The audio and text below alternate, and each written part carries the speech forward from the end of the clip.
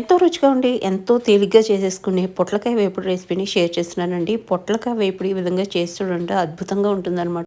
ఇంకా దాని గురించి కావాల్సినవి అన్నీ రెడీ చేసేసుకున్నామండి. ప్యాన్‌లో పోపు సామాను రెడీగా పెట్టుకున్నాము. పొట్లకాయని కూడా చక్కగా ఈ విధంగా తరుక్కొని పెట్టుకున్నామండి. ప్యాన్‌లో 2 టేబుల్ స్పూన్లు ఆయిల్ వేసుకొని, ఎండుమిర్చి, కరివేపాకు, మినపప్పు, ఆవాలు, జీలకర్ర వేసుకొని అది ఫ్రై అయిన తర్వాత ఒక ఆనియన్‌ని చాలా ఫైన్‌గా కట్ చేసుకున్నాను. దాన్ని యాడ్ చేసుకున్నానండి.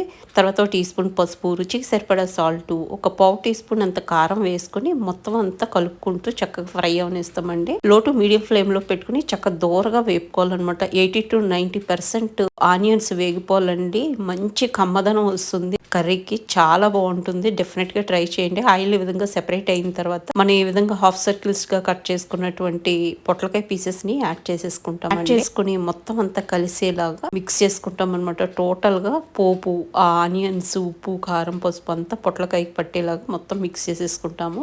మిక్స్ చేసుకున్న తర్వాత సన్నగా తరుక్కున్నటువంటి కొత్తిమీరను కూడా కొంచెం అట్లా స్ప్రింకిల్ చేసుకుంటామండి. ఎక్కువ అవసరం లేదు దీనికి. వేసుకున్న తర్వాత మొత్తం అంతా ఒకసారి మిక్స్ చేసేసుకుని ఇంకా మూత పెట్టి లో ఫ్లేమ్ లో చక్కగా ఫ్రై అవనిస్తామండి. ఆ పొట్లకాయలోంచి ఆటోమేటిక్ గా వాటర్ రిలీజ్ అవుతుంది అనమాట. ఆ వాటర్ తోటే పొట్లకాయ మగ్గిపోతుందండి. నేను ఇక్కడ ఇంకా మూత పెట్టేస్తున్నాను. మధ్య మధ్యలో ఒకసారి మిక్స్ చేసుకోండి. 1-2 సార్లు నేను మధ్యలో ఒకసారి కలుపుకుంటున్నాను అనమాట. కలుపుకుని మళ్ళీ ఒకసారి మూత పెట్టేశాను. మూత పెట్టేసి ఆఫ్టర్ 5 minutes మనం మూత ఓపెన్ చేసేసరికి చక్కగా చూసారా మంచిగా మగ్గిపోయింది. ఇంక ఇదంతా మనం సర్వింగ్ డిష్ లోకి తీసుకుని వేడి వేడిగా సర్వ్ చేయడమే. వైట్ రైస్ లో కలుపుకుని తినండి, అద్భుతంగా ఉంటుంది. ఫ్రెండ్స్, ఈ వీడియో మీకు నచ్చితే లైక్ చేయడం మాత్రం మర్చిపోకండి.